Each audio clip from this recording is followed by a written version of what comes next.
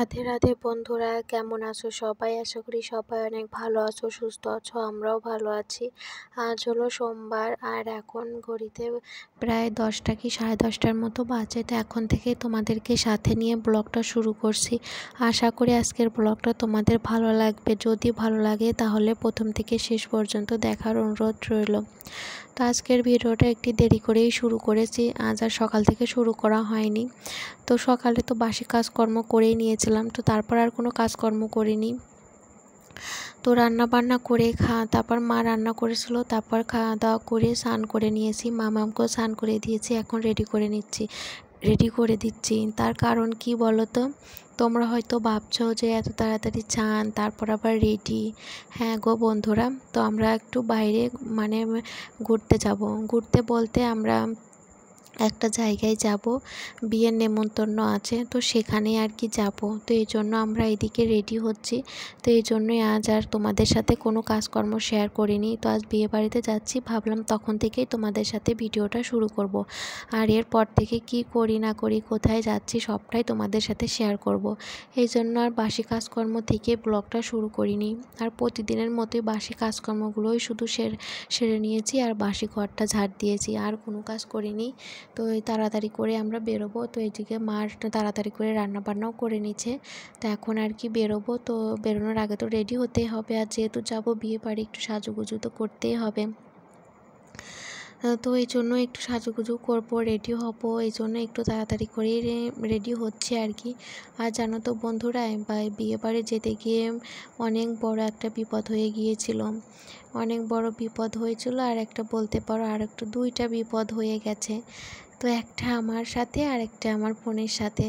তো ভগবানের আশীর্বাদে দুইটা বিপদই কাটিয়ে উঠতে পেরেছিলাম আর কি। পরে সবটাই ঠিক হয়ে গিয়েছিল, সবটাই তোমাদের সাথে শেয়ার করব, তোমরা ব্লগটা দেখতে থাকো। তো আমরা তো সবাই স্নান করে নিয়ে এদিকে রেডি হচ্ছি। তো ভাবলাম আগে মাম্মামকে রেডি করিয়ে তারপর আমি রেডি হব। তো ওইদিকে মাম্মামকে স্নান করালাম, তারপর মাম্মামকে যে ড্রেস পরিয়ে দিলাম, তারপরে কাজল ক্রিম তো সবটা লাগিয়ে দিয়ে এখন মাম্মামকে একটু নেল পালিশ পরিয়ে দিচ্ছি। তো মাম্মাম বলছিল মা আমাকে নেল পালিশ পরিয়ে দেবে না। তো আমি যেহেতু নেল পালিশ পরবো, তো এই জন্য মাম্মামকে একটু নেল পালিশ পরিয়ে দিলাম, আর বলছিল আমাকে নেল পালিশ পরিয়ে দিতে। আর এখন তো মামাম একটু বড় হচ্ছে, আর এখন একটু একটু করে সাজুগুজু আর কি করাই।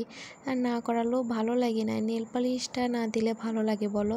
তো এই জন্য একটু নেল পালিশ এই তো টুকটাক সাজুগুজু করিয়ে দিই। আর আমার মাম্মাম জানো তো সাজুগুজু করতে ভীষণ পছন্দ করে। ও যখন আর কি সাজিয়ে দেওয়া হয় ও চুপটি করে বসে থাকে, কোনো বায়না করে না, কোনো দুষ্টুমি করে না, একদম শান্তশিষ্ট হয়ে বসে থাকে।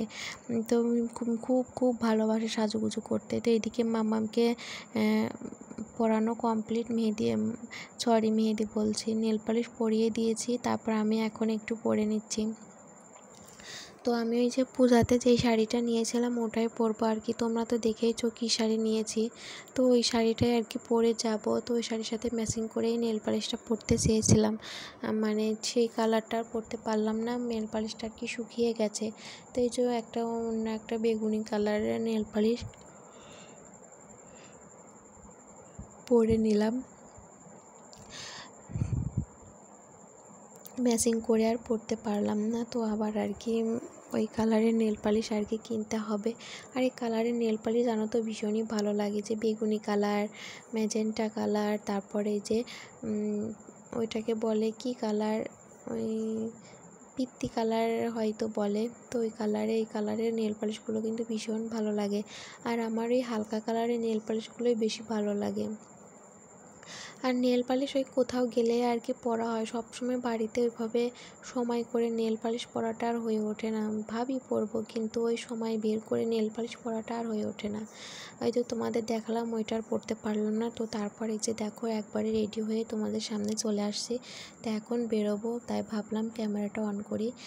তো একদম রেডি হয়ে নিয়েছি সবাই, আর দেখতেই পাচ্ছ বেরিয়েও পড়েছি। আর শাড়ি পরাটা কেমন হয়েছে, আমাকে কেমন লাগছে অবশ্যই কমেন্ট করে জানিও বন্ধুরা। বন্ধুরা, তোমাদের কমেন্ট আমার ভীষণ ভালো লাগে। তোমাদের কমেন্ট পেলে আরও ভিডিও করতে মন চায়, আরও ভালো ভালো ভিডিও তোমাদের সাথে শেয়ার করতে ইচ্ছা করে। তারপরে এই যে দেখো আমরা বাড়ির ওইখান থেকে আর কি ভ্যানে উঠে পড়েছি। ওইখান থেকে কিছুটা পথ যাব, আমাদের মানে পাশে ছোট বাজার আছে, তো সে পর্যন্ত যাব। ওখান থেকে আবার ভ্যানে উঠে দিদিদের মানে আমাদের ওইখানে আর কিছুটা যাব। তারপর ওইখান থেকে মানে অনেকটাই গাড়ি করে করে যেতে হয়েছে আর কি। প্রথমে আমরা দিদিদের বাড়িতে যাব, দিদিদের বাড়ি থেকে তারপর বিয়ে বাড়িতে যাব সবাই একসাথে। তো তারপর এই যে ভ্যানে যত আমরা যাচ্ছি, আর এই জানো তো এখান থেকেই বিপদটা ঘটেছিল। কী বিপদটা ঘটেছিল এখন তোমাদের সাথে শেয়ার করছি। আসলে আমরা প্রথমে যখন এই ভ্যানে উঠেছিলাম, ওই ভ্যান থেকে আর একটা ভ্যানে যখন উঠবো, তার মাঝখানে কিছুটা পথ, মানে বেশি পথ না, ওই 1 মিনিটের মতো পথ, ওই পথটুকু হেঁটে তারপর আমরা আসছিলাম। তো যখন আর কি হেঁটে আসছিলাম তখনই আর কি বিপদটা ঘটে আর কি। একটা মানে বাতাস আসে, বেশ ভালোই আর কি, জোরে একটু বাতাস আসে। তো বাতাসে অনেকটাই ধুলাবালি উড়ে, মানে বেশ ভালোই আর কি ধুলাবালি উড়েছিল। তো ধুলাবালি উড়ে আর কি চোখে যায়, মানে চোখে মধ্যে আর কি খুবই কেমন একটা লাগছিল। তো তারপর আর কি ওইটা তখন ভাবি হয়তো ঠিক হয়ে যাবে, কিন্তু পরে আর ঠিক হয় না। কিছু দূর আসার পর হঠাৎ করে আমি মানে মুখটা আর কি আয়নাতে যখন দেখি, তখন হঠাৎ করে চোখে পড়ে আমার চোখের যে কালো মণি আছে ওইটার মধ্যে কিছু একটা লেগে আছে, গেঁথে আছে একদম বালির মতো আর কি। তো তখন ওইটা দেখে ভীষণ ভয় পাচ্ছিলাম, তো ভীষণই ভয় করছিল যে চোখের সাদা অংশ যদি কিছু লাগতো অতটা ভয় করতো না, কিন্তু যেহেতু চোখের মণিতে লেগেছে ভীষণ ভয় করছিল, খুবই তো টেনশন হচ্ছিল। তোমাদের সাথে তখন দিদিদের বাড়িতে গেছে, ওইগুলো আর ভিডিও করতে পারিনি, কি ভিডিও করব বলো, চোখের এই অবস্থা, মানে ভীষণ ভয় করছিল, টেনশন হচ্ছিলো, এই জন্য আর কোনো কিছু শেয়ারই করতে পারিনি। তো তারপরে আর কি যখন দিদিদের বাড়ি থেকে আসার পথে কিছুটা পথ আসার পরে আর কি, তখন আর ওই চোখের মধ্যে যে কাটা কাটা লাগে তখন সেটা আর লাগছিল না। তারপর দেখি হ্যাঁ ওই মানে চোখের মণির উপর থেকে ওটা সরে গেছে। তো তারপর থেকে মনটা একটু শান্তি পাচ্ছিলাম, কি ভালো লাগছিল। তারপরে আর কি ভিডিও করেছিলাম। তো এই যে দেখতেই পাচ্ছিলে যে ভ্যানে যাচ্ছিলাম দিদিদের সাথে, তখন একটু ভিডিও নিয়েছিলাম। তারপর আর তারপর বিয়ে বাড়ি এসে ভিডিও করেছিলাম, গিয়ে দেখালাম তোমাদের। তারপরে তোমরা তো বউকেও দেখে নিয়েছো, তোমাদের সাথে দেখিয়েছি, কেমন হয়েছে অবশ্যই জানিও।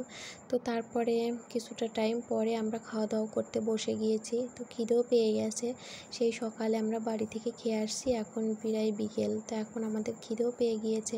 তো এখন এই যে আমরা সবাই খাওয়া দাওয়া করতে বসে গিয়েছি। তো খাবারের মধ্যে ছিল রোস্ট, তারপর ছিল মাছ, ডাল, বেগুনি, তারপর ছিল দই, তো শসা মানে সালাদ, তো এইগুলোই ছিল আর কি। তো এখন এই যে খাওয়া দাওয়া করতে বসে গিয়েছি আমরা সবাই। এই যে দেখো মাছ দিয়েছে অনেক বড় একটা, তারপর রোস্ট, তো সব মিলে বেশ ভালোই লেগেছিল, ভালোই হয়েছিল। তো আমরা খাওয়া দাওয়া করে তারপর কিছুটা টাইম পরে আবার আরেকটা জায়গায় আমরা বেড়াতে গিয়েছিলাম। তোমরা সবাই হয়তো জানবে ফরিদপুর, তোমরা ফরিদপুরেই গিয়েছিলাম, যারা বাংলাদেশে থাকবে চিনবে। ফরিদপুরে আর কি আমাদের আত্মীয় বাড়িতে আর কি বিয়ে খেতে গিয়েছিলাম আর কি, বিয়ের নেমন্তন্ন ছিল আর কি। তো এখান থেকে আর কি ফরিদপুর আঙিনা, তো অবশ্যই তোমরা সবাই যারা বাংলাদেশে থাকো চিনবে, ফরিদপুরের আশেপাশে থেকে কেউ যদি আমার ভিডিও দেখে থাকো তো অবশ্যই চিনবে। তো ওখানেই আমরা গিয়েছিলাম আঙিনাতে, সেখানে আর কি কীর্তন হচ্ছিলো, তো সেটাই আমরা দেখতে গিয়েছিলাম। আর ওই ফার্স্ট টাইম আমি এই আঙিনায় আসলাম। এই যে দেখো আমরা চলেও আসছি, ফার্স্ট টাইম আসলাম। তো মানে আসার আগে আর কি যখন থেকে আর কীর্তন শুরু হয়েছে কিংবা কয়েকবারই আর কি মানে ফরিদপুর গিয়ে যাওয়া হয়েছে আঙিনার সামনে দিয়ে, কিন্তু কখনো আর কি ভেতরে ঢোকা হয়নি মন্দিরের ভেতরে। তো এই ফার্স্ট টাইম গেলাম, ভীষণ ভালো লাগছিলো। আর প্রচণ্ড ভিড় ছিল, যেহেতু কীর্তন হচ্ছিলো প্রচণ্ড পরিমাণে ভিড় ছিল। তো আমরা সবাই গিয়েছিলাম, তো বেশ ভালোই লাগছিলো গিয়ে। এই প্রথম যাওয়া হয়েছে আর কি। তো ইচ্ছা ছিল যাওয়ার। এই যে রাস্তার ধার দিয়ে অনেক দোকানপাট বইছে, এই যে অনেক কিছু, তার অনেক মানুষজন। আর যখন আর কি অনুষ্ঠান থাকে না তখন আর কি ফাঁকাই থাকে, সেভাবে একটা লোকজন থাকে না। এখন যেহেতু অনুষ্ঠান হচ্ছিলো আমরা অনুষ্ঠানের মধ্যে আর কি গিয়েছিলাম, তো এই জন্যই আর কি আমার তো ভীষণ ভালো লাগছিলো গিয়ে। আর আমরা অনেকটা টাইম ছিলাম, প্রায় রাত 7:30 মতো এখানে ছিলাম। তো তারপর আর কি চলে আসছিলাম বিয়েবাড়ি। সেই দিন আর বিয়েবাড়ি থেকে বাড়িতে আসা হয়নি, আমরা বিয়েবাড়িতেই সেই রাতটা ছিলাম, পরের দিন আর কি আসা হয়েছে। তো বাড়িতে এসেই আর কি তোমাদের সাথে ভয়েসটা দেওয়া হচ্ছে।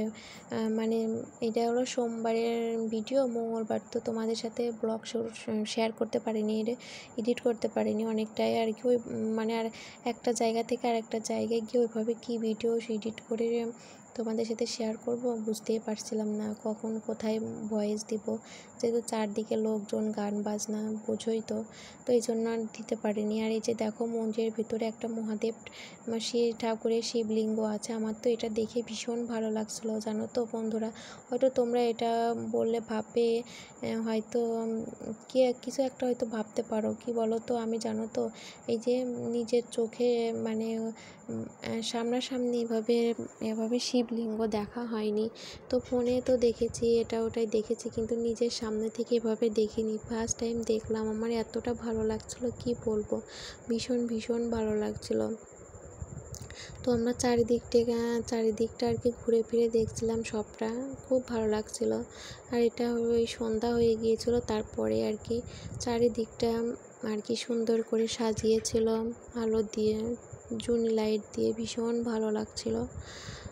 তো আর প্রচণ্ডই যেন তো গরম লাগছিল, যেহেতু ওই মোটা শাড়িটা পরে গিয়েছি কাতান, ভীষণ গরম লাগছিল। আগে থেকে জানলে হয়তো শাড়ি নিয়ে যেতাম, পাতলা শাড়ি একটা পরে যেতাম, কিন্তু মোটা ভারী শাড়ি পরে ভীষণ কষ্ট হচ্ছিল। তারপর তো মাম্মাম আছে, মাম্মামকে নিয়ে। আর এই যে দেখো এখানে এটা আরও সব থেকে বেশি সুন্দর, কত সুন্দর জল পড়তেছে, ওইটাও ভীষণ ভালো লাগছিল। তো তারপর আমরাও চারদিকটা ঘুরে এই যে মাঠে বসে আছে এখন সবাই, এখানে পাঁপড় বাদাম এগুলো কি খাবো। তো এই জন্য সবাই এখানে বসে গল্প করছিলাম, অনেকটা টাইম এখানে বসেছিলাম। তো তারপর বাড়িতেও চলে আসছি, এই যে বাড়িতে সবাই নাচানাচি করছে, বসে বসে দেখছিলাম। তো বেশ ভালোই কাটলো আর কি বিয়েবাড়ি। তো আজকের ভিডিওটা এখানেই শেষ করছি, দেখা হবে নতুন একটা ভিডিওর সাথে।